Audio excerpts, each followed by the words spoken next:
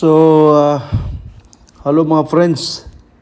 Kayo ho ba'y welcome pala sa Everything Under the Sun channel. Everything under the sun. Everything.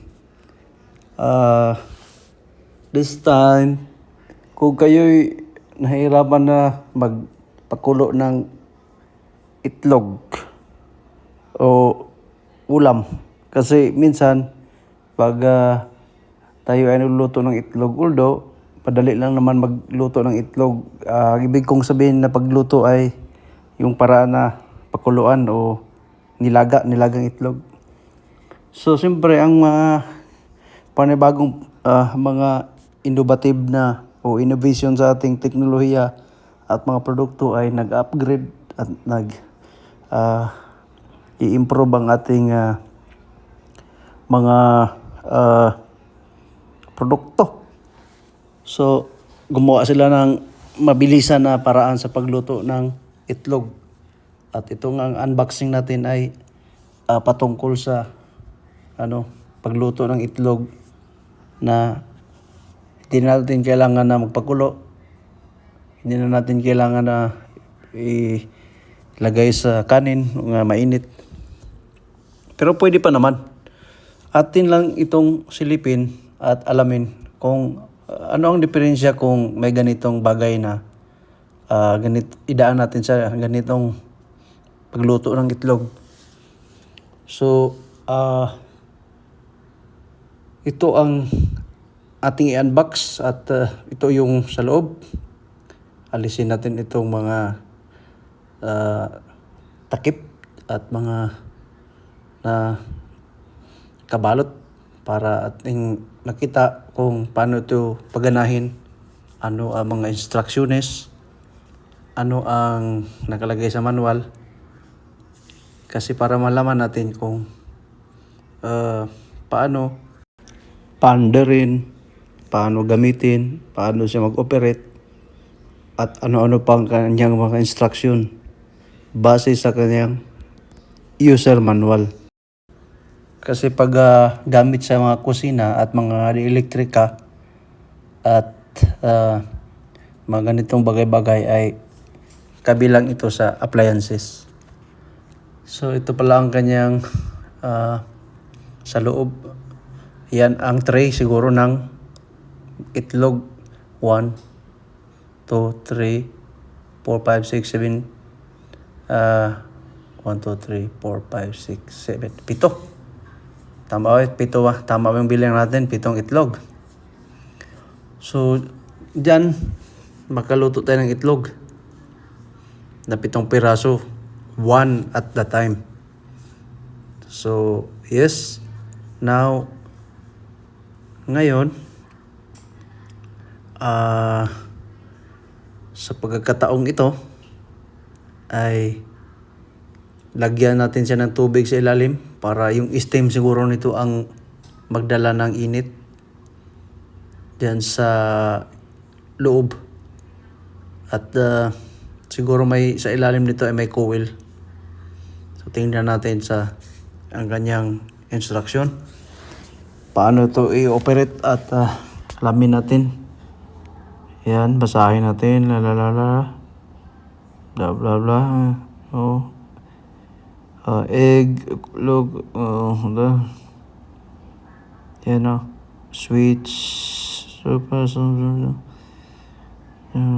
preparation.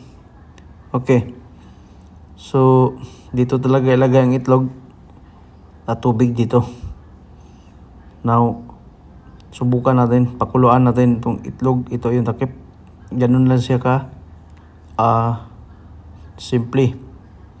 Ito namang yung niya medyo bowl ng pagkaluto ng itlog diyan natin ilagay. So tabi na natin ito sa gilid ng mga karton at masubukan na natin paano paganahin at paano siya mag-perform, kung ito ba'y garantisado at walang palya. Kasi minsan pag bumili ka sa mga manufacture bago, minsan may mga return. Kaya nga may mga refund sa mga kung bibili ka sa mga tindahan. So, ayon pala doon sa manual na binasa natin kanina, ito ay lalagayan ng tubig. Kung gusto mo ng hard, middle lang, at saka soft ang pagkaluto ng itlog, ay magbibase ka dito sa volume o level ng inyong tubig. Lagayable dito sa kanyang measurement cup. So, hard, middle, yung ano lang siya, hindi siya masyadong soft, di masyadong hard, nasa middle lang, at yung pinaka-soft sa baba. At lagay mo tubig dun sa pot. So, then, dito sa ulo ng on the top sa itlog nito, dapat butasan mo siya. May butas. Itong ilalim ng cup na to may matulis. May matulis siya. Ito ang gamitin pang butas. So maglagay tayo ng tubig. Medyo gusto ko lang yung ano lang siya, medium. Nasa medium pagluto ng itlog.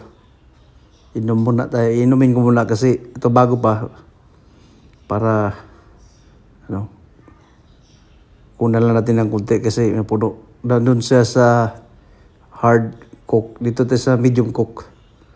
Now, ito yung sinasabi sa manual na butasan mo raw dito sa ibabaw. Parang ipuncture mo lang siya.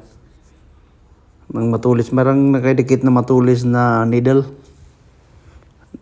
Matulis. So, butasan. Ayan. Tapos, lagay natin. Tapos, next. Butas din. Ilagay. Dito, sample lang ito natin para makikita natin kung paano siya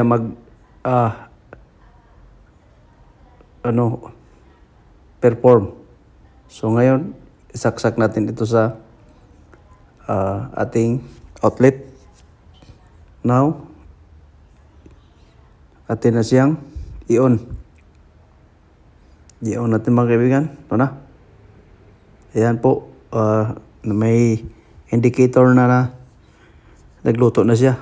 Blue. Lid.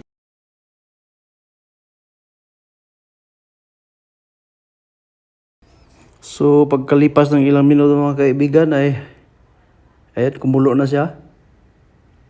Steam lang talaga itong pala yung kanyang methods o kayang ang kanyang way o ang paraan niya sa pagluto ng itlog. Siguro mas mabilis para kung maramihan na, kaya siguro ganyan. Although, pwede naman natin isabay yung itlog sa isang pot din na walang ganyan-ganyan na kumukulo. Pero I don't know anong sense o paano sila umabot dito sa ganitong invention na ganyan butasan at siguro may pagkakaiba pero sa luto kaya mabilis sa tingin niyo mabilis siya o mas mabilis dun sa ilagay mo na lang isahan dun sa pot o kaldero. So at dito sa manual marami pang sinasabi, pero ang pagluto lang ng itlog ay plug and play lang naman ang pagluto ng itlog, parang USB lang. So hintayin lang natin.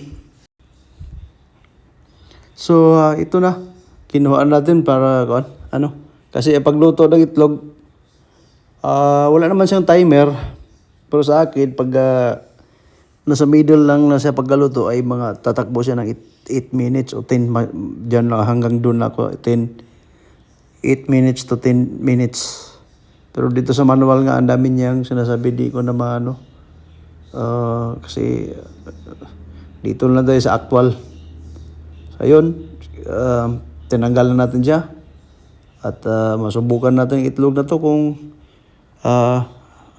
ano ang lasa o biyakin natin para makita natin ang itsura. Ito na.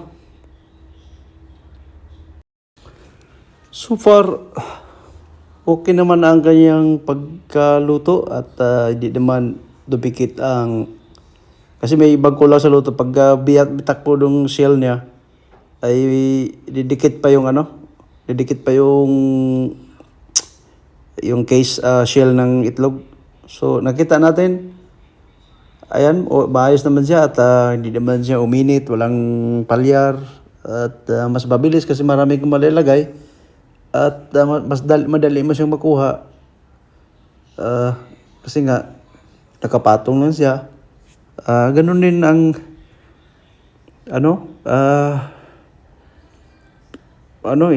nagpakulo lang tayo, ganun din ang kanyang principle.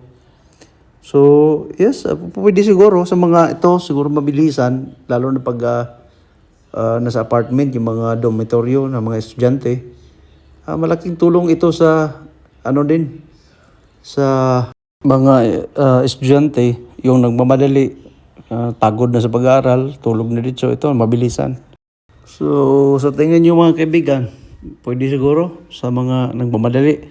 So, salamat sa inyong panonood at huwag kalimutan mag-subscribe, support this channel, everything under the sun.